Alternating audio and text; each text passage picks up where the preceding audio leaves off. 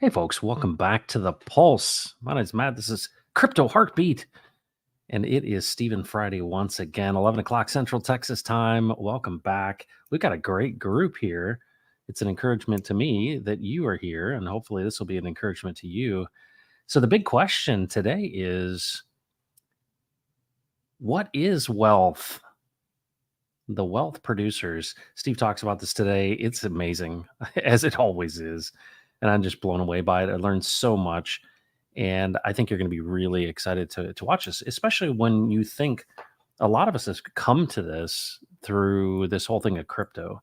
And I think crypto has this promise in it, right? Everybody's like, well, it started with kind of a number goes up. Other people see it as a decoupling from kind of centralized power. There's a lot of hope in it, but as we know, tools are neutral, right? Tools are neutral. They just sit there. They are animated by a certain nature and character. That's you. What is your nature and character? And that's a big part of all of this. But I would ask you the question, what is wealth? I think about a lot of us would think about money, but money has an effect, and that effect is a sense of well being, right? I think a lot of us think, well, what do I want? And I think what do the people think money represents? And people across the world, this is how they see things. Well, I want financial freedom.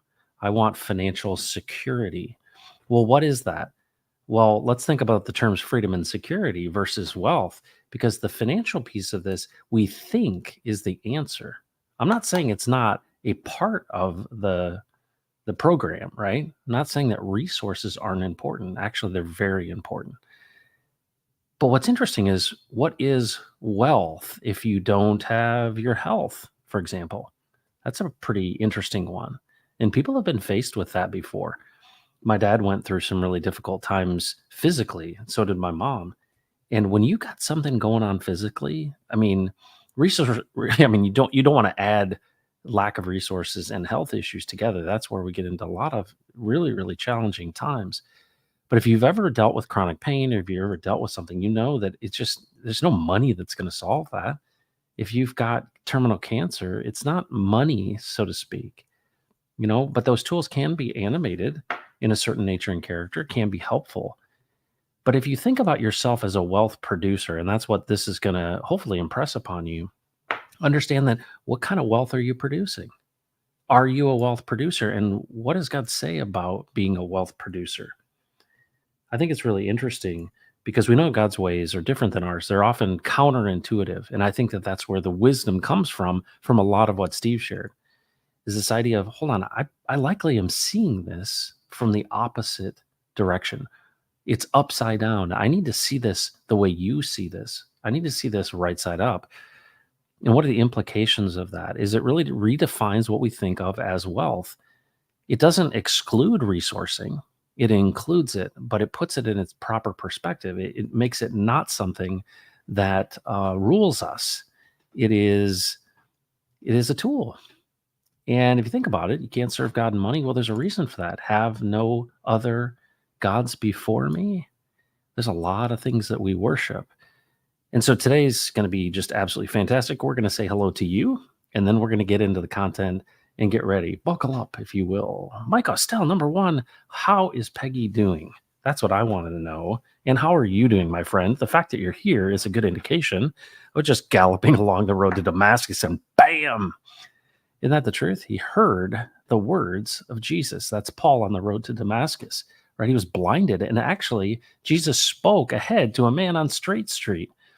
And he told him there's this guy, Paul, that was going to come who was blind. And he would remove the scales from his eyes. Isn't it cool that Jesus chooses people? Could Jesus have just taken the scales off of Paul's eyes? He could have, easily. But he didn't. He used his man. That's you. That's you, Mr. Rock Jockey. What's going on? It's really M. Rock Jockey, but I'm just going to call you Mr. Rock Jockey. I think that sounds better. What's going on? Crypto Compassion, thanks for being here. Blessed day, everyone. Terrence here. Ego Foundation, up, and hopefully away. We got some really interesting news in crypto from the Congress. Bipartisan support, which is kind of odd, but what it says to me is even the Democrats are involved in crypto. Well, yeah, they were involved in FTX. They're all tied up in this stuff, right? Actually, Steve has a lot to say about that today. Dan McMillan. Yeah, Mike, you got to get up really early to beat Mike. The early bird gets the worm. Howdy to all involved. Such a pleasure to be part of this blessing. I appreciate that's an encouragement to me to keep going. Dan, that's what you get for lollygagging. Francis Powell. Where's Carter? I'm concerned. Jesus. Yeah, Carter will be here. He'll show up. You watch. Exonium, what's going on? There he is, dude.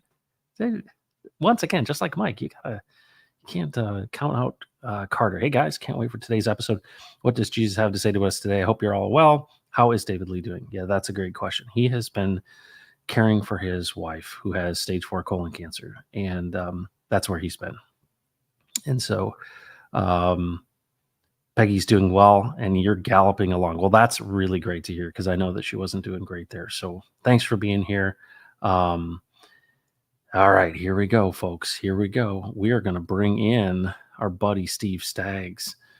This is awesome. I'm so excited about this one, as I usually am.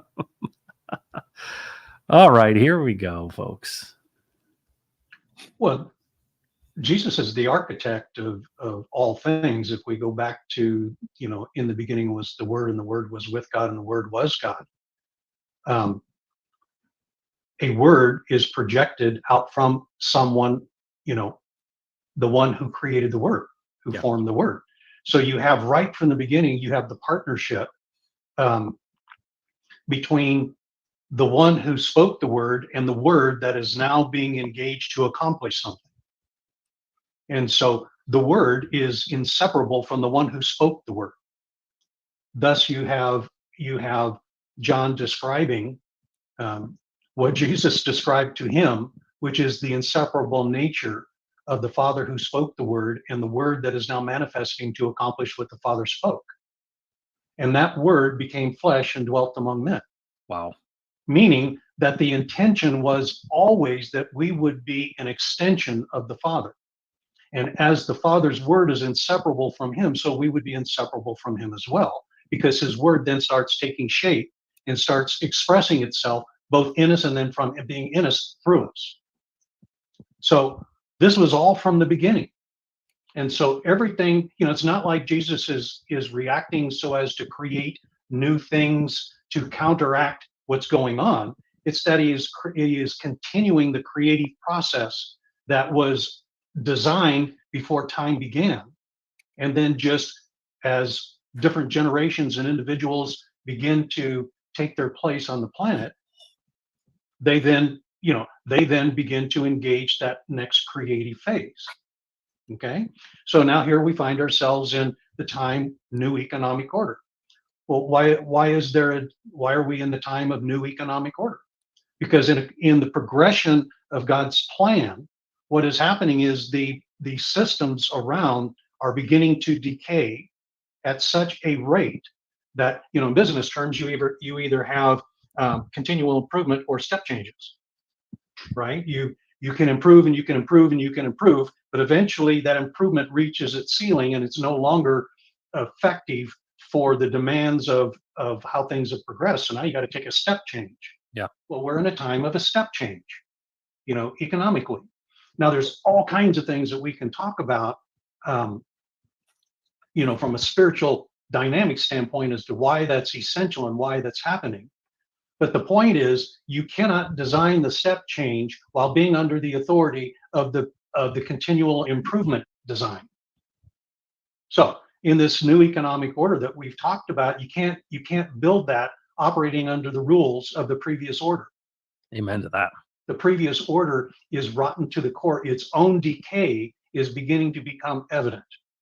And so in our conversations, what I said to you, for example, is, Matt, don't feed it. Right. See, don't feed that thing because it's decaying right in front of you. The peach is the rot that's in the peach is now becoming visible. And so don't be distracted by people saying, oh, the rottenness is becoming so powerful that it's going to take us over. No, that isn't how rot works. When it is displaying itself, it's not showing you its power. It's doing exactly the opposite. It's showing you the disintegration of its power. Okay? So don't feed it. Don't empower it any longer. Don't feed it your authority. See, Yep. let it be. Start looking at something else because Jesus is building something else. This is so big. So this is, I mean, we're bringing this after 15 episodes back to crypto. So what's so cool about what you said is, and I want to make this like really tangible to those who are always in the chat and always, kind of thinking in terms of this new economic order. They see this promise in crypto, and we've talked about, these are tools, right? Yeah. These are tools, but I really like this peach concept. So what you're saying is, if you were to leave a peach out in the room temperature, eventually it's going to decay. Yeah. And at first you might not see it, but sometimes I've bitten into something that's bad on the inside and went, right? Yeah. So what we're seeing is this current economic system is we're starting to see the cracks and we're starting to see the decay and all that. And what you're saying is we're not trying to shore it up. This is a step change. This isn't an incremental. Let's embrace it and inject it with antibiotics and try to make the system. That's what people are doing. But the beauty of this, and I think this is such a big idea because of what we're going through right now, is that we're seeing people for who they really are. Is that when we see this, like MetaMask and Uniswap have basically said, we're not going to have hex on our platform. Well, they said they were decentralized finance, but they said, nope, we're going to bow to the centralized authorities and we're going to censor you. Well, that is an indication of your centralization. You are not actually committed to decentralization. So you get to see where their allegiances are, right? And I think that there are powers right now within the current economic system that want to do everything they can to prop up a decaying system and hopefully subdue or take over and say this isn't relevant. And that's what we're seeing, is to say, no, don't look over there to that step change, don't look over there to that new thing, don't look over there to that thing that restores choice or restores the nature and character of God, which is, in my opinion, evidenced by abundance. Yeah. Look over here. And that's why I was on a stream earlier today, and I said it feels like a battle between good and evil. Is that you have to be principled, you have to be mature, and to understand that, hold on, we're going to animate this tool. Well, how do we animate this tool? In some cases, we defend its purity, and because it is a step change, right? This idea, you think about regular people being on the same playing field as elites, right? The elites have amassed things in consolidated power and taken authority and all these things to lord over. Well, that's not in the nature and character. That's slavery, right? Yeah. We're enslaving people with this rotten system, debt slavery, consumer slavery, these stories that have been told that you need more. And here's this one that comes and says, nope, it's your choice. And if you do choose this, you have essentially the power back and the authority back to make your own choices. And when I connect crypto to that, it resonates like we talked earlier. It feels like, wow, what a gift we're given. But then I stop and I go, hold on, Steve, remember we've talked about the fact that there's a trajectory to this creation. The architect has an intent. Yeah. Yeah. And this renewal, I see it in my own life, a renewal. And it's interesting, the cycles of renewal. How do I know that I'm on the right track? Because it seems like everything that he's ever had me experience in my life is relevant to right now. And you go, you can't make that stuff happen yourself. You can't redeem these things yourself. Wow. Yeah. Wow. So here's the big question I've got for you. This is going to get good, isn't it? It seems like it is. Yeah.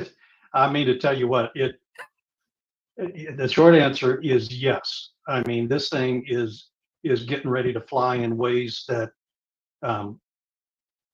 that 50 years from now we're going to look back and go, whoa, what just happened here? It's going to make the dot-coms and all these other things pale in comparison, not from a technological standpoint, but from a character standpoint. When we look at I'm going to pause. Let's go back for the benefit of those listening to this peach concept. Yep. Okay, because it's really important to the things that we're talking about. One of the things we're not trying to do here, let me describe it in this way. One of the things we're not trying to do is to bash the church or come into any kind of dispute or debate about various belief systems. That's not the intention in our discussions. And so those folks that are participating, that's not where we're going. The intention is to introduce ideas and concepts that then take us to the next level and the entire reason we have been created individually and collectively. So it's bigger than what we can think of. So by example, so here's an example with the peach. The peach is an example of how this thing works. You take a peach, you stick it on the table, it looks beautiful, and it will look beautiful for a period of time. But that peach has a life cycle to it. Okay, it has a beginning and it has an end. And if you want to extend that peach's life cycle, you have to inject all kinds of energy into it to extend that life cycle, and you'll do it for just a fraction of time. So whether it remains, in the refrigerator, that's the picture of injecting power into it, Yep. Yep. or you leave it on the table, it's eventually what's in the center of it will eventually come out and become visible, and that's the decay that is inherently in it. So when that peach is on the table, there's a period of time when it looks delicious, looks great, man, it's attractive, it's what we want to have, but we can never forget that it has decay in it, it has rot in it. Okay? And that rottenness has not yet overtaken it. But eventually, that rottenness that's in the center of it will become visible. Now, there's a period of time, as you described, where it's a little iffy as to what is taking place because it hasn't broken through. The rot hasn't broken through the membrane, the skin that's surrounding it. But eventually, the rot will take over it as well. So the question is, so that's what's happening right now. The systems that we're seeing operating in the world are being overtaken by the character that's operating them. And that character, nature and character, is rotten to the core. And it's now being seen for what it actually is. Now, some people are justifying it. Okay. Mm-hmm. Some people are pointing at other people as being the problem, but it doesn't matter what your view of its reason. When you look at it, you can see that it's rotting right in front of us. And what they're trying to do is they're trying to inject more power into it to extend its life a little bit longer until it can get to the next level. You said on your stream, for example, about BlackRock and about some of the other big players. What are they waiting for? They're not going to inject energy into it until their energy can be used to control, and produce the outcome that is intended. They are going to exercise their authority and the utilization of their power only when it serves their interests and outcome. Right. But guess what that is? It's rotten to the core. So it's just a matter of time before all of this begin. The existing authority and power that is present to tap into is itself so decayed that if you just leave it alone, it's going to fall apart. Just let it be. Now, so what does that mean? Now let's go to the crypto thing that you're describing here. It begins with, okay, if you want a new economic order, guess what you got to do? You got to operate in a manner different than the old economic order. And how does the old economic order work? It operates on its own. Everyone within that system is free to do exactly what they want to do without regard to any other consideration other than their own. That's how that system works. Now, we call it the scarcity model. That's the place where the abundance that man in cooperation with creation can produce is contrary to the concept of scarcity.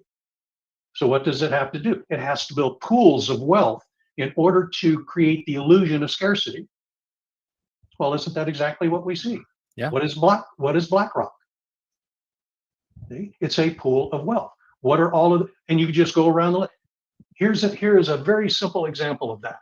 And I put it in a slide, you guys, to try to give you one of these practical concepts. There is a public company, that has over $200 billion of cash. Now, I want you to think about $200 billion of cash.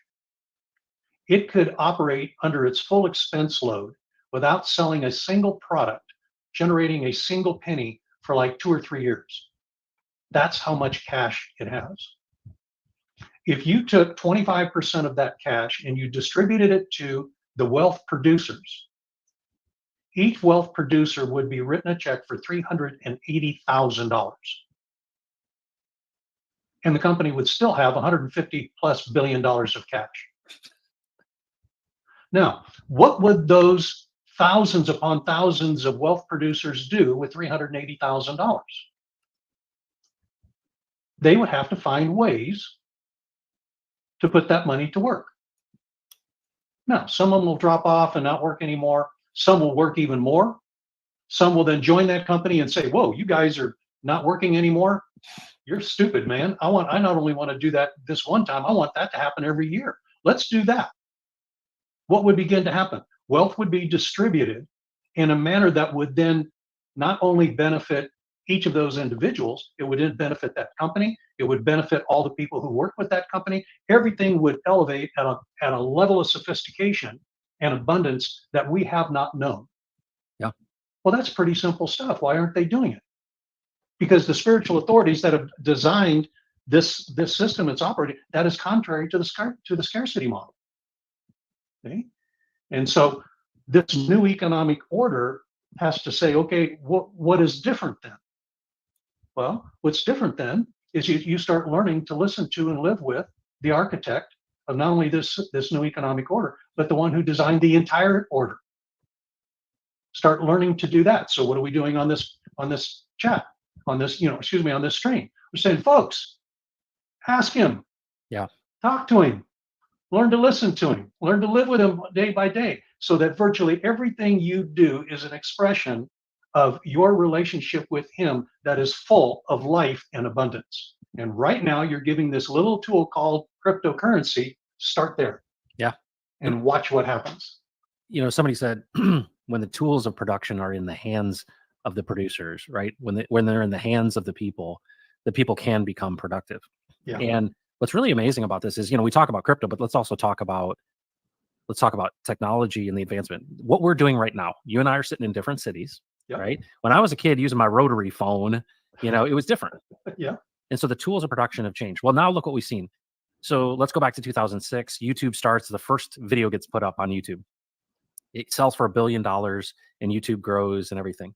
Well, YouTube right now has created, because of the tools of production, a lot of these influencers who make money on YouTube. Yeah. And then comes along a guy named Elon Musk. And these tools of production continue to mature. And yesterday, he made his first video because they were basically trying to integrate this system, this live streaming system that they used to have called Periscope. They've got 20% of the staff they used to have, and he literally makes the first live stream from that system. What's interesting about the tools of production, and you think about what's happening, the rotten system, we're also seeing it's not just the tool of cryptocurrency. Yeah. Because it's actually the tools of community that have enabled community and communication. Is that these tools of production have gotten to this point. Now, guess what's happening? And I think this is interesting about this generation as well, is that here's Elon Musk, whether you like him or not, he's a Gen Xer, he doesn't like authority. And he's the kind of guy who's like, yeah, I couldn't afford to go buy the Soyuz rockets, so I got an ICBM. And we're like, what? Yeah, the ICBMs were 10 million a piece, so I just wanted to strap satellites to that. And that's how he started. Yeah. To have this vision, this creative vision to say, I'm going to do these things. Well, what's happening now with Twitter becoming X is that he knows, and I think this is so interesting, he knows that if he's going to be successful in this X application business, he has to give away more incentive to the producers. Yeah. And what he's going to do is he's going to steal away all of these producers. You watch, he's going to put incredible pressure on Netflix because he's going to create a scenario in which people can make money by distributing on his platform. Two, he's attracting people like me as a person who's developing content, because the share of the value is way beyond what YouTube does. And it's just a picture of these tools and all of these things. Well, where does crypto come from? Well, if we didn't have the ability to communicate about it, and we didn't have the ease and the reduced cost, at least, of being able to share this, it has characteristics, in my opinion, that are more reflective of abundance. They're not, primarily, it's not just like taking my sword and making it a plowshare and tearing up the earth and partnering directly with the Lord with the seed. But in some respects, it's similar. Very similar, yes. And this idea of giving away, or quote unquote democratizing, the tools of production, what I like about it is that, we see this kind of communist idea of redistribution of wealth, and that doesn't feel right either. And what is so interesting about cryptocurrency in this time is only through communicating in this, Metcalfe's law, which is, this the community's growth and its value being the square of its users, and this idea that it's growing in relationship to this line, that empowering people to make their own choices and to be producers. And you said that, I think, very carefully, wealth producers. Yeah. It reminds me back with the talents. It's like, okay, you're going to have the tools and the resources necessary. What are you going to do with it? Are you going to rule and reign in the nature and character of the one who created it all? Or are you going to go your own way and create more systems that are, hoarding and lording? Hoarding and lording. That's what's happening. And it's almost like I feel like Jesus is saying, I'm giving you these tools. You have to make the choices. And that's where the authority is. It's this idea of, what choice are you going to make? Are you going to choose to rule and reign in my nature and character? Or are you going to go your own way? Yeah. And it seems like going my own way is, well, I'm going to accept the wages of the one who is lying, the wages of sin. It equals death. Yeah. Or am I going to have life and have it abundantly in you? I think it's so amazing because it's so practical, because you start recognizing the very framework of creation, and it's like you align with it. Yeah. Well, what would happen if we aligned with it? Well, it starts with, listen to the guy who made it. It's a beautiful thing. Well, it is, and I mean, we do it everywhere else. Mhm. I mean, we don't sow seed on concrete, Right. We align with the way it's designed. We sow it in the place it needs, where the climate accommodates it, the soil, the seasons of the year. I mean, we do it virtually everywhere else. It's just that we don't do it with the guy who designed it. Yeah. So can imagine what would happen if we actually did it in concert with his design. But for every person, it's the same. It's the same thing. Which, by the way, what we are talking about right now, this is the one thing that and I'm gonna call out his name, the Prince of Darkness cannot tolerate. See, the spiritual forces that we deal with. I think last week we were talking about that. We're physical and spiritual beings, and yet we're almost entirely ignorant about the spiritual world that we are every bit a part of, but know almost nothing about. Well, our ignorance does not change the reality of how that spiritual dimension works in it. And there are certain spiritual forces that cannot tolerate the idea that we would actually start talking with Jesus and listening to him and saying, hey, I want to learn how you do things. I want to learn to work the way that you work. I want to learn to be a partner with you. You called me friend. I want to learn how to be your friend and to be a friend to you. I want to learn how to do that. That is totally intolerable, because what happens is we then start coming into the authority that we actually possess. Okay, here's a picture of it that Paul was talking about. The Apostle Paul was talking about to the Galatians. And he made this statement. He says, while the heir is a child, it does not differ at all from a slave, even though he is owner of everything. Now think about that for a minute. While the heir is a child, he does not differ at all from a slave, even though he is owner of everything. Okay, let's pause. Let's consider that a second. Okay, if you are one of the strategists in Satan's realm, what kind of strategy would you come up with? What would your goal be? If that child owned everything, and yet in his childhood did not differ from a slave, what would you do? Keep him there. Keep him there. Do you know that there's actually called an infancy strategy that operates in the kingdom of darkness? And it's designed to keep us in that state of infancy. Because we own everything, but we are still treated and have the class as a slave, and they want the authority and the resources that we possess, and they treat us as a slave. They have learned how to get us to turn over our authority to them, because as children in our thinking, we don't even know what's happening. What amazing, how that manifests itself is when you ask 100 people, who's stronger, angels or man? That's it. That is it. 99 out of 100 would be, well, the angels have got to be stronger than we are. Yeah. And that's the thing that's upside down. This whole thing is called right side up. Yeah. And I think what's so amazing is it's so aligned. right? I almost feel like you're the ultimate chiropractor here, Steve. You're helping realign this thing, right? Cracking it up is so. Let me just say this because it's so amazing. In this beginning, right? This idea that you would be created in his likeness and in his image, right? And that there's a reason and a purpose for that. And the fact that this serpent would be in the garden, right? And that you'd be lied to, and you in a transaction would give away your authority and be kicked out, right? This going our own way. And then, of course, a lot has happened until one who had come, which I think is awesome. It's like my dad saying, kids, you keep acting up. I'm going to have to turn this car around. And I think about it's like, all right, I'm coming into this place, right? I'm going to come on the scene. And what is every story about so that you know who I am? Well, what's the story of the prodigal son? Knowing who the father is. Yeah. And I'm going to model the way for you. I'm not going to be reactive. I'm going to be proactive. It explains everything that Jesus said or didn't say. Yeah. He made it very clear, I don't do anything except what the Father says. The Father reiterated so many times, listen to him, and I will be with you till the end of the age. I'm here with you. And the greatest decentralization event that happens, it's like I'm sending one who will remind you of everything I said. Yeah. And I'm like, what? So you're going to literally take the man that you are, the word that becomes flesh, you're walking around on sandals, and you're going to say, I'm going to go, but I'm going to literally decentralize myself and literally give you one who would remind you of everything I said. Yeah. So the word of God is the spoken word of Jesus in the moment, and we can walk with him and he will guide our steps. And he says, I'll make your path straight. I want my path to be straight. Yeah. That's what I want. I want to align myself with the very nature and character of who God is. And I only want to do what he tells me to do, because every time he tells me to do something that's from him, it resonates and blesses and protects. And you go,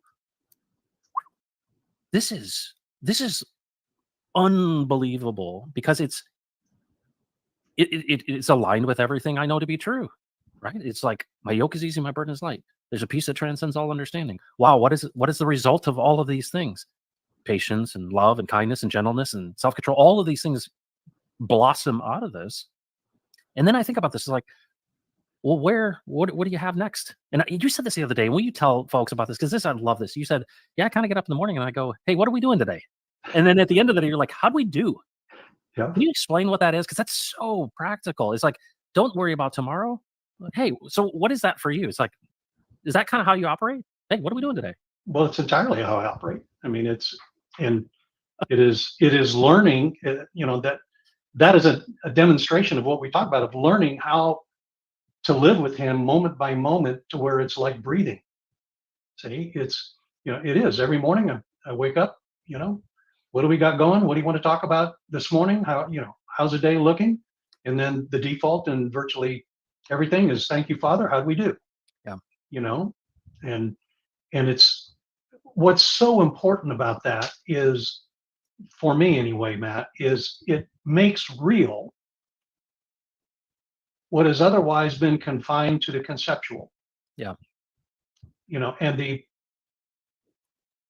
lot of folks would, in hearing these kinds of things, would say, oh yeah, that just is too good to be true. Well, perhaps that's why we're suggesting try it out. Try it out in your own life. Try it out in your family.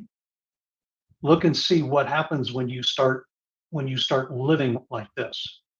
The changes that it begins to make in the way you view your life, the way you view those who are in your life, the way that you see Jesus do things, like Ray was talking about, he did not have the slightest clue what was going to happen with that alternator.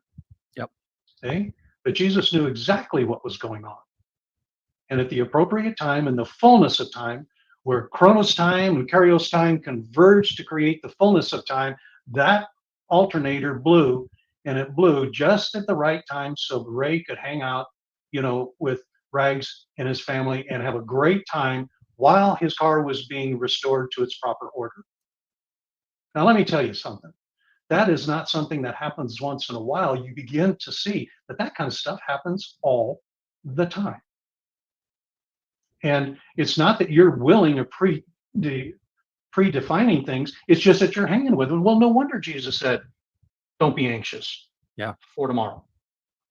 No wonder he said the enemy comes to steal through the anxieties and worries of life that choke out his word. Oh, so that's why it's there. Well, Jesus, can we live it a different way? Let's try that out. Yeah. I mean, all of us have kids. And for us who don't have kids, we're probably getting ready to have kids if we're younger. If we're older, we have grandchildren. Well, hey, why don't we do something different? You know, why don't we just try that out for a change? What do we have to lose? When I was in high school, I think I've shared this, with you folks. The three greatest offenses were, chewing gum in school, smoking in the bathroom, and ditching classes. Today, it's kids killing each other, and uh, metal detectors in the entrance of schools, and all kinds of crazy stuff. Well, man, what's happened in those few short years? You're talking about in 5 decades, we've gone from chewing gum to automatic guns. What? Somebody got to pause and say, hey, listen, something is not right. We're not doing something right here. Yeah. Well, why don't we try something different? Yeah. The It's step change, man. a step change, and it's not complicated. It's a piece You of know, cake once you start learning to do it. yeah. It's a piece of cake when you start learning to do it. 70 people here. Thanks for being here. How about them apples? Man, how about them peaches? All right, folks, this is a big one. This idea of being a wealth producer is so big, but through that, I took a bunch of notes. You probably did as well. And there's so many things I want to share with you, but I'm just I'm so moved by this because what Steve did for me and what I hope to do for you by playing Steve's recordings is this should be very encouraging to you that there is a system. I think a lot of times we think of let me back up. There's a framework. There's a framework. And you can align yourself with that framework, right? We know that if we plant a seed in the ground, right, we partner with the way God has created, because you didn't create any of this earth that we're on. It is abundant. And you know that the farmer is a perfect example of planting a seed.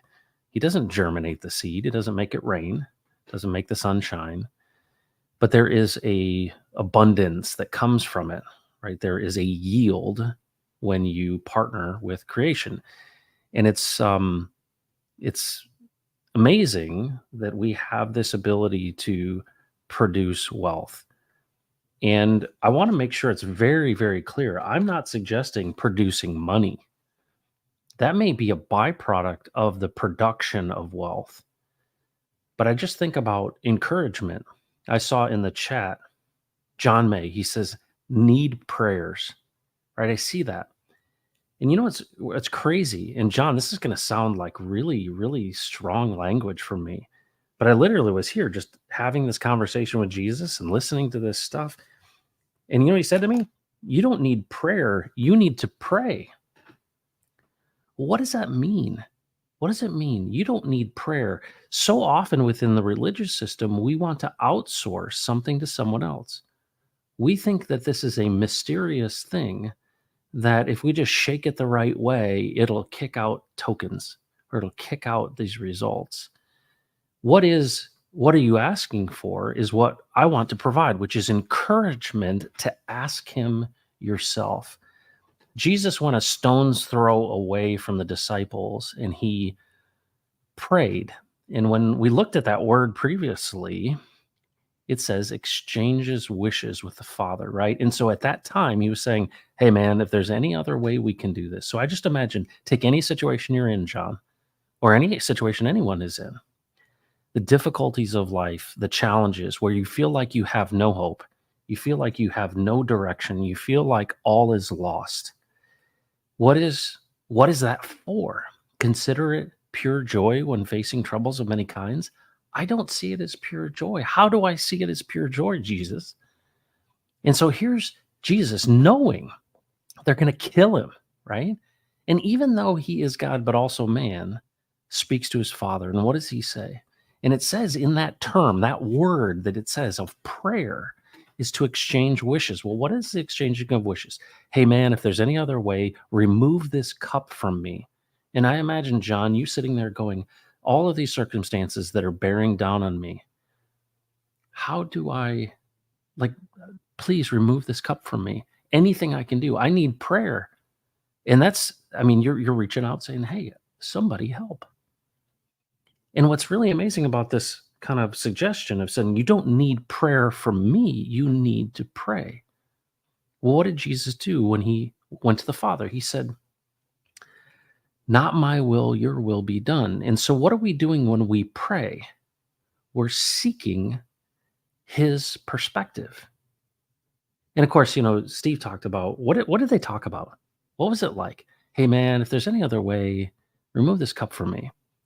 And Steve said, maybe the Father said to him, hey man, remember what we planned in the very beginning? Remember at the very, very beginning of all this?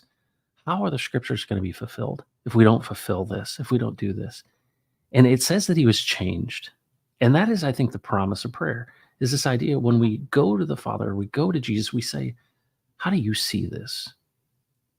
And in the midst of all the struggle, that's where the peace that transcends all understanding is. And that's where the beauty of it is he gives you that, what Steve called the atomic packet of faith to endure.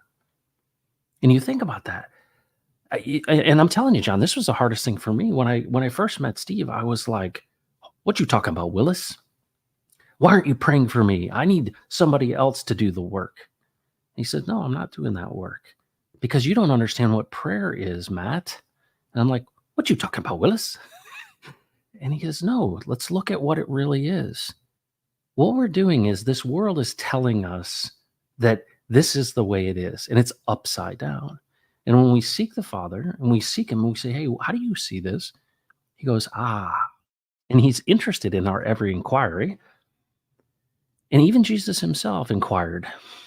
And what happened? He was changed. He understood the Father's perspective and said, all right, this is what we're doing. This is the intent we planned from the beginning. And so, John, you are created in the image of God, just like everyone is. And then there's a plan and a purpose for you. And I think about what is your authority. And sometimes when you feel so weak, you're like, I can't even keep things straight. You have authority because you're created in the image of God. And what you end up doing is you go, all right, not my strength and not my will, but yours be done. And the beauty of this, what Steve taught me, is that these things happen all the time. I went through this really big, challenging situation, and I woke up with a dream that said, it's not falling apart, it's falling in place. And I go, how is that possible? I'm dealing with this excruciating pain or this difficulty that is so overwhelming. How is it that this is the plan? And that's the amazing thing. God makes a way, but it's his way, not our way. And I think so often that we want the circumstances to change, right? Hey, do this, do that. I need this, I need that. And we treat it like it's a slot machine. Just pull the handle and get out the things. But here's what's really interesting about this intent, about this challenge, about this crucible, about this refinement, is that we literally go to him, and so many are going to him with these outcomes that they desire. And that's not wrong. What did Jesus say? Hey, please remove this cup from me. That's a desire of his outcome. That wasn't God's plan. And it's really amazing to think that Jesus would even ask that he would know that. And we go, yeah, he knows all things.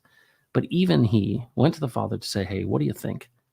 And he was changed. And that's really what I want to encourage you to do, is not to think of prayer in the sense of some like supernatural woo-woo thing. No, let us be an encouragement to you. And that may be in the sense of, hey, I'm going to go into a closed space with no one around. I'm going to say, Father, speak to John May.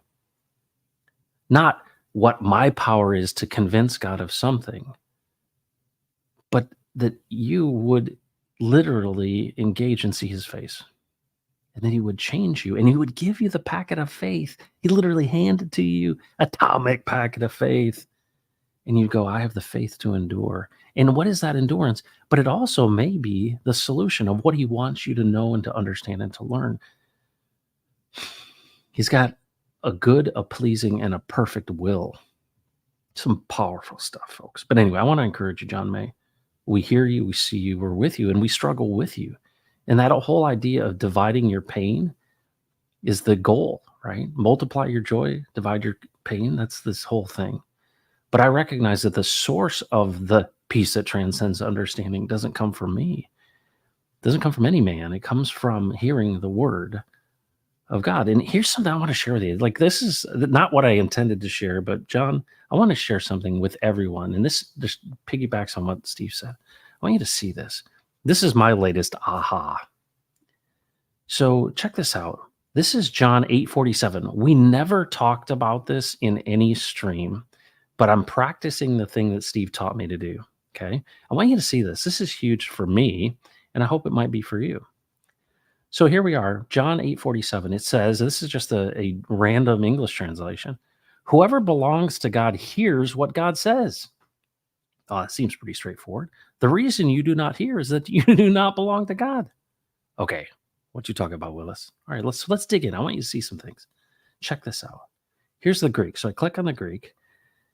All right, click on the Greek. And here's the whole verse, right? Whoever belongs, and the Greek is underneath it. Wherever belongs to God hears. So this word, to hear, let's jump into it. Let's look at it. What does it say? What does this mean, to hear? Properly, to hear, listen, figuratively, to hear God's voice, which prompts him to birth faith within. Oh my goodness. To hear, to listen, to hear God's voice, which prompts him. So you're hearing it, it prompts him to birth faith within you. So the faith isn't something you muster, it's something that is given when you listen and hear. Now check this out. Okay, this is continuing in this verse. So that's the first hearing. So let's just go back. Whoever belongs to God hears the words of God. Okay, so let's look at this one. This one says, you do not, the reason you do not hear, what is this? Is another word for hear, to listen, comprehend by hearing. Let's dive into this one. Strong's 191. Okay, so that's the birth of faith within. Hang on, that was the same one. Stuff is just so powerful. When you start digging into stuff, it's just like, is that the same word? I think it is. So let's go back. Whoever belongs to God hears, to hear, listen, comprehend by hearing the words, utterance, implication. Oh yeah, this is it, words. So what are the words that we hear? Check this out. A thing spoken, a word or saying of any kind as command, reported, promise, a thing, a matter, a business, rema, to speak, a spoken word made by the living voice. Look at that. That's the living voice is in italics. It's commonly used in the New Testament, and I believe that's for the Lord speaking his dynamic living word in a believer to in-birth faith. So faith proceeds from hearing. Moreover, this hearing is through this word from Christ. See, folks, the whole concept that Steve talked about was this idea that it was upside down, and that there was a plan in the spiritual world of darkness to keep us as infants. To keep us as infants. Well, what does it mean to be infants? That we're constantly reliant on the current systems, right? What is an infant but one who nurses? It doesn't eat meat, right? It drinks milk. And an infant is one who is dependent upon the system. And so what do? We come up and suckle upon the provision of the system, which is meant to enslave you. Well, how do we get out of this? How is it right side up? Well, listen to the one who's speaking. And this is the lie, right? The lie is, oh, you got it. It's upside down. The angels are stronger than you are. But it's really interesting, this idea that we have access, direct access. I said last time, Jesus and the woman at the well, he's like, give me a drink. She's like, you don't talk to people like us. We're the Samaritans, like, it's, you people worship on that mountain. And he goes, there's coming a time when you will worship in spirit and in truth. This idea that we would have direct access, that there's no veil, there's no separator, that you can come directly to him. But what if the systems, the belief systems in this world that were perpetuated by the church is also one that keeps you in infancy? And I don't want to, there's some amazing things that happen within the communities of faith around the world. But this idea that, hold on, that is, a structure. It's almost like that's onboarding. That onboards you into the system, but you're still an infant. And this idea that we would go, I can go direct to him, I can listen to him, I can ask him. And this idea that it's not that he speaks, just audible words, and he may. But what is this spiritual listening and learning? What is it from? Well, what is prayer? It's going to him, going, hey, I want to see this the way you see this. And when I see it the way that you see this, I get the packet of faith. And that's like, boom. What is it embed in me but faith to endure, faith to achieve, faith to go? And that is a straight path. So what is wealth? What is actual wealth? It's not money, although it can be a part of resourcing. But it's actually this thing in which we rest in the proper alignment of the created world. That's why the system, when Steve talks about the system rotting from within, it's not hard to see it. But like, what do we do in light of it? Well, he says, don't add energy to it, right? Don't try to prop it up. Let it fall under its own weight, because we're in this time, right? The fullness of time. This is God's plan, not our plan. And so as we go to him, we say, hey, what do you want me to do? What do you want me to do in this? And it might be just for the moment, to endure the moment, because the spirit of darkness is speaking in through open ports and lying to you, saying, you're not worth anything. And I've had it many, many times. I've had the spirits say to me, you should kill yourself. Nope. Man does not live on bread alone, but out of every word that comes out of the mouth of God. And what Steve taught me to do was to say this, and I've said it out loud many times. Jesus, you're the only one who has the authority to speak to me. I'm giving you the authority to speak to me, and you alone. Satan, you have no standing here. Steve said to me, he said, let's say you have a house, and that house is worth $500,000. Congratulations, by the way. And you're standing out front on your porch, and a man walks up to you, and he has a suitcase. And in that suitcase is $1 million. Your house is worth $500,000. And this man walks up to you and opens up this case, and it's got $1 million in cash. Does that man own your house? Nope. That man has $1 million, and he's making you an offer. Okay. Does he own your house? And I thought that was the clearest example of this, that's what the spirits have. They don't have your authority unless you give it to them. They don't own your house unless you sell it to them. So what do? They come through the open ports, and they're like, hey, I'm going to make you an offer. You willing to take it? Because here's the thing. If the spirit of darkness and the spirits were so strong, they would have annihilated us already. They can't unless they have our authority. And so what's happened is this whole transfer, this whole big thing that Steve always talked about, is the fact that we need to remember who we are. We are the ones with authority. And they have lied to us from the beginning. This is the lie at the beginning. Surely he did not say that. And so what ended up happening is who Adam and Eve already were, Elohim men, man and woman, that already had everything, right? He said the son, as in his, young childlike nature, doesn't realize that he owns it all. And he's no different than the slave in that, right? And so this infancy that we're in, this paradigm of infancy that we're in, is no different than a slave, because we're dependent upon the system. We're suckling upon the system. And the system is one in which we've given our authority to. And so we're convinced that we're slaves. We're not slaves. Jesus, only you have the authority to speak to me. Satan, you have no standing here. Go away. I'm not accepting your offer of $1 million for my house, because just because you make the offer doesn't mean you own the house. Folks, for those who have ears to hear, that is truth, 100%. And thank you, Steve, for sharing that with me. And so you start to see this. And of course, what did Steve say? I asked him on that stream, I said, "Hey, Steve, is this how you do it? How do you do it?" He's like, "I get up in the morning and I say, 'Hey, Jesus, how you doing? How you doing? What are we doing today?'" Right? And throughout, like, every moment, just with Jesus, right? At the end of the day, how'd we do? Well, let's do it again. That's it. That's what it is. That's the transfer. The transfer is just a group of people doing that. Well, who are the wealth producers? Because it's really, really clear, I feel like, from reading the scriptures, that the path of destruction is wide, but there's a narrow path. And what is that narrow path? It's based on your interest. Are you interested in understanding how this thing works? And that's all Steve ever did.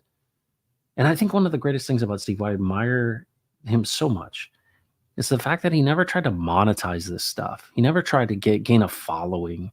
And he had like the answer. But in a way, because that's actually what makes it more true for me, is the fact that it wasn't something that was corrupted. It was something that was true. And you have to be interested, right? The term ecclesia is what we translate as church. In the Greek, it's called ecclesia. And that's what Jesus called those who chased after him.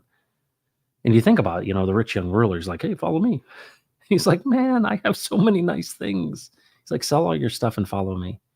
This idea that Jesus would tell a story and the people would go, "Oh, that's a really nice story there." And that's what's happening, right? "Hey, that's a really nice story. That's helpful." But there were a group of people who went, I'm not sure. I'm not sure that's exactly what you were saying there. What were you saying there? I'm interested in knowing what you mean by that story."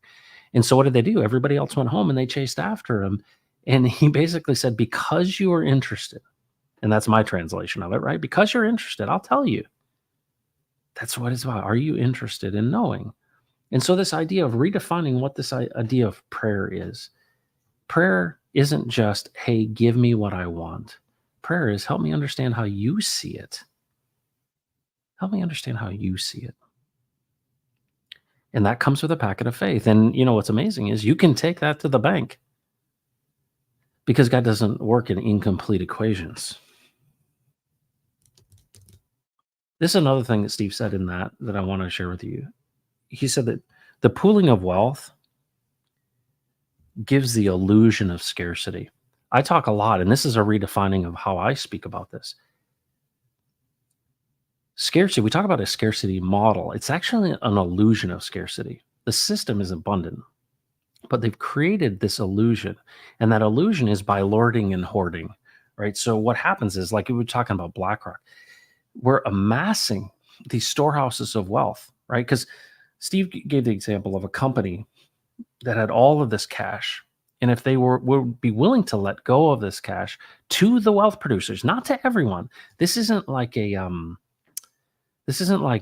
just universal basic income. This is about saying, all right, who are the wealth producers? Not everybody, but the people who are going to do it. Well, why would he talk about things like the parable of the talents in Matthew 25, right? There were 7 talents that were used wisely. You think about, well, what are you going to do with the stuff you got? You have skills, abilities, experiences. He's created this narrative in the story. You fought the lion and the bear like David. What does he want you to do with all this stuff? And how are you going to be a good steward of it? It's all his, but you're the heir. It's like, okay, am I? And I ask myself this question: am I being a good steward of what God has given to me? You should ask the same thing for yourself. I don't know that I am. So, Lord, help me understand that. So I'm going to ask you, hey, how am I doing? And as a loving father, he's not one that's judging you. He's one who's saying, all right, I'm going to expose some things. I'm going to show you some things. All right, let's do this together. And that's where life is, right? Fullness, abundant life. John 10:10. To have life and have it at its fullest. But it is a illusion of scarcity. And that's where when we get right side up with this, we see that. And it's like, I want this straight path through it. Folks, I'm telling you, this is It's crazy to even say this, but it's true. This is the secret to life. Everybody wants to know, what's the secret to life? This is it. This is it. There is one who created it all, and he has a plan. It starts in a garden and it finishes in a city. It has a trajectory, and we experience it over time. But you are created with value from the very beginning, since the beginning of time, and there's purpose and a plan. And we encourage each other in this scenario. I'm not God, but as one who has authority and sees this stuff, is to encourage you to go to him yourself. Because that's the whole point of the whole thing, right? Why did Jesus even walk in this earth? Why did the word become flesh? What it accomplished was the veil was ripped from the top down. You no longer have to go into the Holy of Holies every year and to pay for the sins of the people. No, it is finished. But here we are stuck in this infant paradigm. We're stuck in it and thinking, well, we're no different than the slave. And it's like the Matrix, right? It's odd that the Matrix is set up this way. It's like the guy who says, I don't want to remember nothing. Put me back into the Matrix. I'll just be a battery in this system of enslavement. It's like, no, no. And I believe that what's happening here is that's a part of how I see the pulse chain. Strangely, I see that there is this opportunity, and there's one in leadership. Richard Hart, like Cyrus, right? Like Cyrus. Cyrus wasn't a believer. Look at Nebuchadnezzar. And taking someone like that and saying, hey, freedom of speech, freedom of movement, freedom to transact, freedom of privacy. Why? Why is he motivated by this? This is advocacy work. But he uses bad words and he talks about his pee-pee. Okay, fine. How is it being used? And you look at that and you say, well, this is a tool. This is the blockchain. This is a copy of Ethereum. Well, how are we going to animate this? Are we going to create the structure? So what do I see? What do I see? And this is like, it's becoming technicolor to me. I see people with these paid groups colluding with other people to steal from one another. That's what's going on. That's the whole system, right? And you're like, but I don't want to be an infant. I don't want to be enslaved. I want to animate this tool in your nature and character. But what am I doing? It's just easier for me. It's just easier for me to get a group of people together and go, hey, here's the latest meme coin. We're all going to jump into this because we know the guy who's starting it. We're going to put this stuff in. We're going to invest, and everyone's going to see it go to the moon. It's going to rocket ship up. And then guess what we're going to do? We're going to dump on them. And that's crypto. And you're like, well, bro, you need to like get with the program, man. No. There's so much more here potential for this new economic order, this new economic system that doesn't extract, that actually unlocks abundance. And it's amazing to me, like that's what Richard Hart warned us of, right? Leverage trading is the most like direct, because you're like, I'm on this side of the computer, I'm making this bet, and if I win, you lose, and if you win, I lose. And that's really easy to understand. It's kind of like playing poker, right? You sit at the table with your money. You know what's happening there. I got the best cards. I win, you lose. I take your money. That's the whole system right now. That's the casino of crypto. And that's something that the Lord has just revealed to me. It's like, do I want to animate a system that is theft from others? Because all we're really doing is just taking from our neighbor. They're just further away and we don't know their name. They're just the noobs. No, let's create a system that is one that actually unlocks abundance. So I'm just going to break off a bone here for you. If you're anyone that's in our Unlock Global community, you're going to hear this again from me. God has placed resources in the ground. In this case, it's gold. Right now, the market is completely depressed. You can buy resources for $4 an ounce. The fair market value is like $100 an ounce.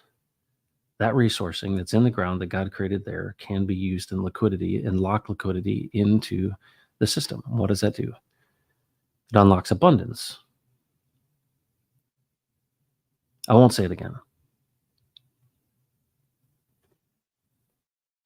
So what is wealth? What is wealth? Wealth is actually at its core love for one another. That's wealth. You know, how's Peggy doing? Right? How's Stacy doing? How are you doing, John May?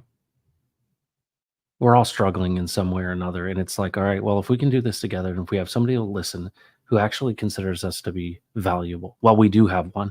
Jesus is his name. But as Elohim man working in community with others, we consider others in addition to ourselves. And what do? We encourage one another. And that's what this whole thing's about. It's not like, oh, I've got the corner on the truth and Steve was a prophet. No, Steve applied the very nature of how he was created to this thing.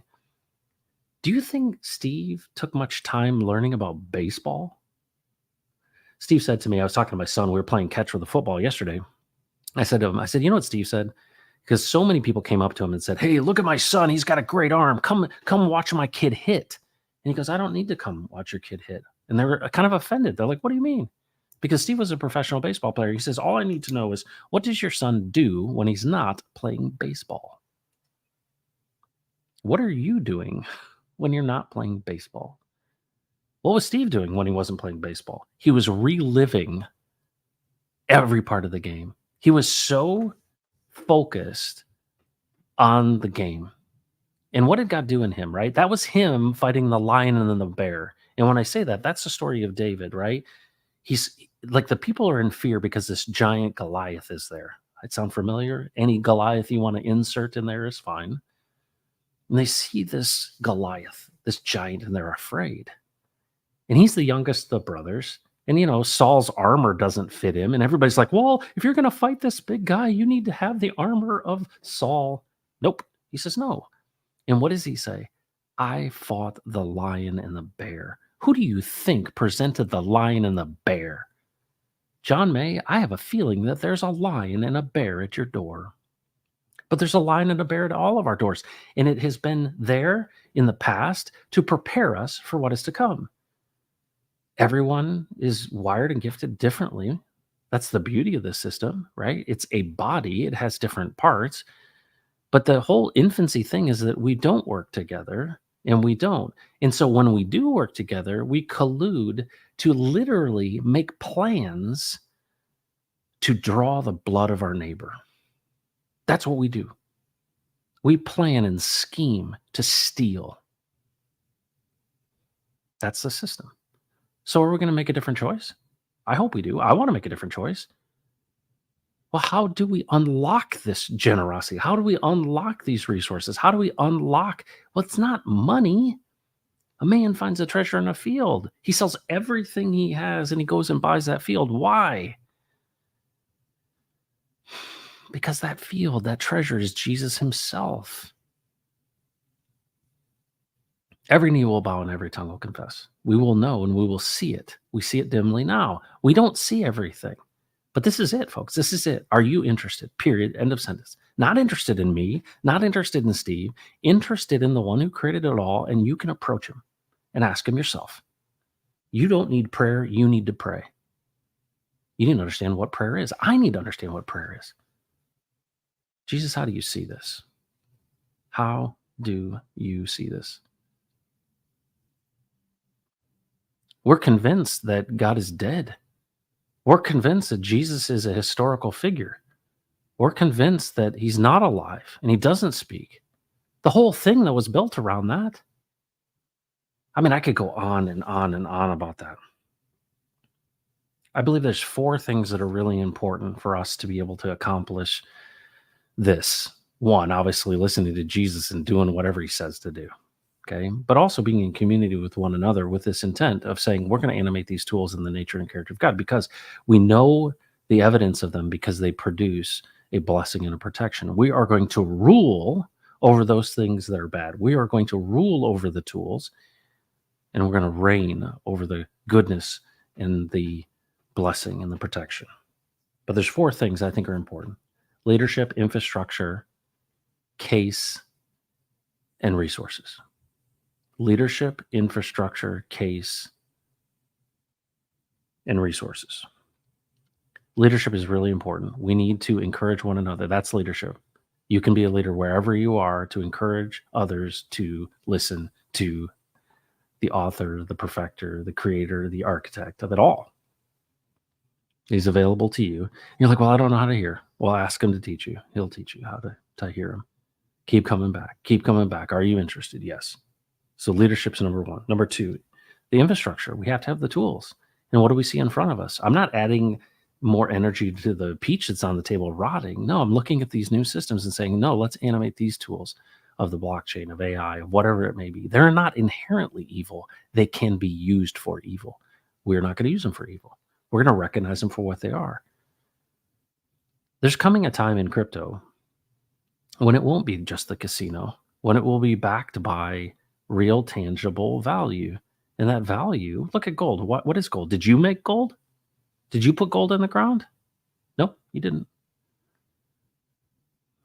What's been laid at our feet?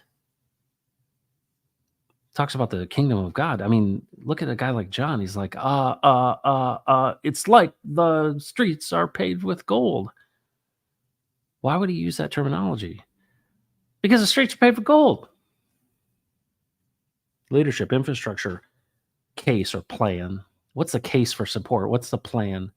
How are we going to do this? Right? He gave us opposable thumbs for a reason. And this idea of Jesus decentralizing himself and saying, there'd be a counselor, there would be one who would remind you of everything I said. It's this process of keeping us on the right path. No temptation has seized you except what is common to man. And he will give you a way out, helping you stand up underneath it. It's like, okay, all right, so you're with me. Okay, all right, you got this atomic packet of faith that I can endure and I can accomplish and I can achieve in you. Yeah. Well, the resources come with that, right? That atomic packet of faith. So the question is this the right time? If it's not the right time, you have endurance. If it is the right time, you act. But how do you know when to act? Right? When the market goes up because this guy did TA and he's really smart? No. It's the appointed time. But you're seeing it all coming together, folks. This is an amazing thing. It's amazing.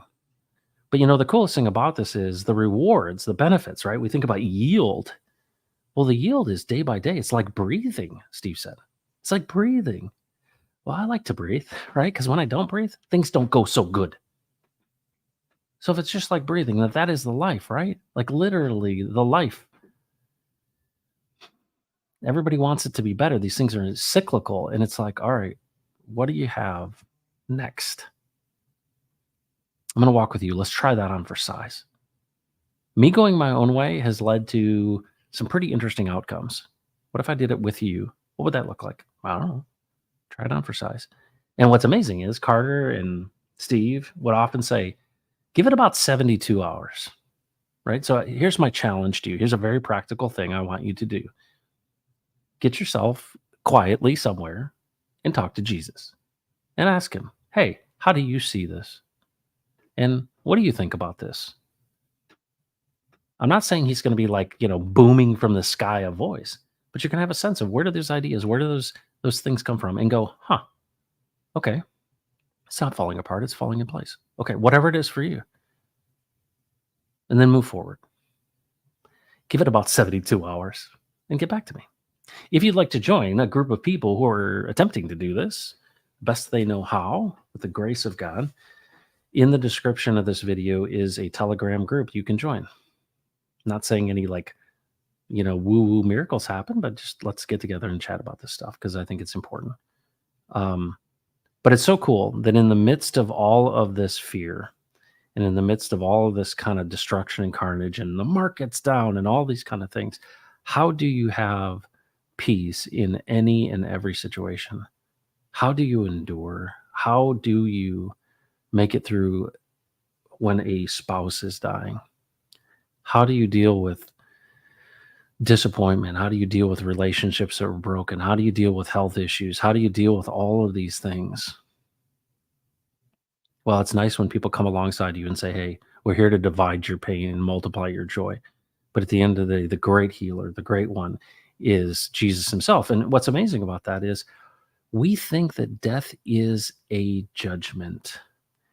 And Steve's son said at the funeral, he said, don't be sad. My father is exactly where he wanted to be. Death is a reward. If it wasn't, why would it be shortened? Right? what is it? Noah, Methuselah, all these folks lived like a lot longer than us. And there's pretty good evidence that there was some folks that lived even longer than them. Why would it be shortened to 120? And why would those that are going their own way want to, we can hack this thing and we can live forever? Because they want to be gods. And that's what we're facing right now, is that there are those who are convinced that they are God. It's amazing, though, the difference when it comes to the understanding the Father's nature and character. The prodigal son didn't take over his father's house. The prodigal son was humbled and understood the Father's nature and character. And he was like, man, if you just treat me like his slaves. And as he approaches the house, the father comes out and he's probably freaked out. Like, why is my dad so happy I'm back? My son was dead and now he is alive. Puts a robe on him, kisses his face, kills a fattened calf, and puts a ring on his finger. Why? Father knew. He financed the kid's destruction. I want my inheritance now. Okay. But you're not going to have my authority. You're not going to be the impression of me. You're not going to have my signature. Even though you have it, you don't know you have it, because you have been convinced that your way is better than your Father's way. So what's really interesting about sin, and what I've kind of come to understand about it, is sin isn't like, well, sin is this sexual thing, or sin is this thing of stealing. No, sin is going our own way. And so many times we're like, hey, I'll pray to God to get what I want so I can do it alone. And that's not how it's structured. So I go, hey, I need this money, or I need this thing, right? I need this to be solved. I need this. Like, give me this. Give me the lottery numbers, man. And you're like, why didn't he give me the lottery numbers? Because he doesn't give the lottery numbers. Because here's the thing, because he knows that if you had the money, you'd go your own way with it. And that's not his plan. So why don't you get aligned with the one who created it all? Because he's got a plan for you. And it is greater than you having the lottery numbers. And that's why it's all counterintuitive. I could go on and on about that whole structure of that. But that's what Steve taught me. And that's what Jesus taught Steve. It's crazy, man. It's crazy. Thank you so much for joining today. There are 37 episodes with Steve Staggs. They're in a podcast format through the structure of YouTube. I continue to add these. This is episode number 54. We'll continue to do this on Friday at 11 o'clock. But these are consequential times. And the question is, I mean, I swear Jesus is like looking around going, all right, who's with me? Let's go. I'm with him. I think you're with him.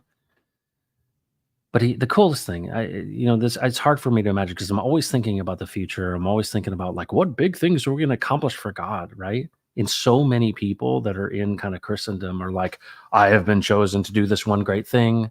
Well, what if this one great thing is loving your neighbor? He does more than just one great thing through you. And I think that we have this idea that I have to be somebody. I have to be upfront and acknowledged and recognized. No. That's just not the currency. It's not the structure. It's not the benefits of God. It's so much more than that. I'm not saying he doesn't have some really, really big world-changing thing, but I was always under the impression that I'm like, all right, God, what big thing are you going to have me do? I'm going to do this thing, and I'm going to be this person. Okay, well, that may be true. That may be part of the vision. That may be what he speaks to you.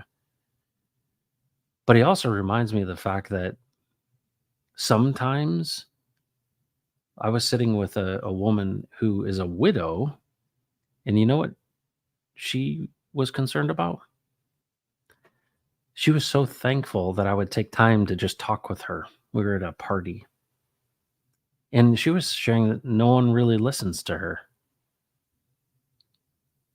Tell me how that changes the financial system of the world. It doesn't, but Jesus doesn't measure the way we measure. And I realized, hold on, that's me wanting something for myself. I want to be, no. And that's wealth, right? So as we walk it out with him and we listen to him moment by moment, we hold each thought captive, we find that there are opportunities everywhere. And so the question is, who do you need to call? Who do you need to encourage? I don't know, but I just know that the benefits are astounding and they're massive and they're all around us. And he just doesn't measure the way we measure. We think that, wow, if I have to accomplish this big thing or I've failed. Nope. No, he is accomplishing what he's accomplishing. He's going to accomplish it with you or without you. But there's so much more that I almost feel like we miss because we're just so focused on us getting our own, getting our thing. And we miss the fact that the subtleties of all this stuff are like, hey, there's abundance of joy all around us if we're willing to see it. And the question is, the wealth producers are those who actually produce. Well, what is the production of wealth? Well, love, joy, peace, patience, gentleness, kindness, faithfulness, self-control, all kinds of things that are not monetary. But here's a guy, his name was Solomon. And we would regard Solomon as one of the richest men who ever lived, right? He had everything material. And it's interesting, if you read Ecclesiastes, it's basically like, it's meaningless. It's like chasing the wind. So the things of this world are like chasing the wind. So the things that are eternal, right? That's how you store up treasures in heaven.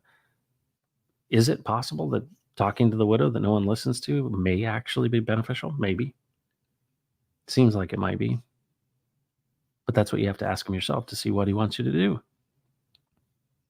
Every time I see a homeless person, every time I see a person begging on the corner, I literally look at him and I go, Jesus, you want me to help him or not? And sometimes he says yes, and sometimes he says no.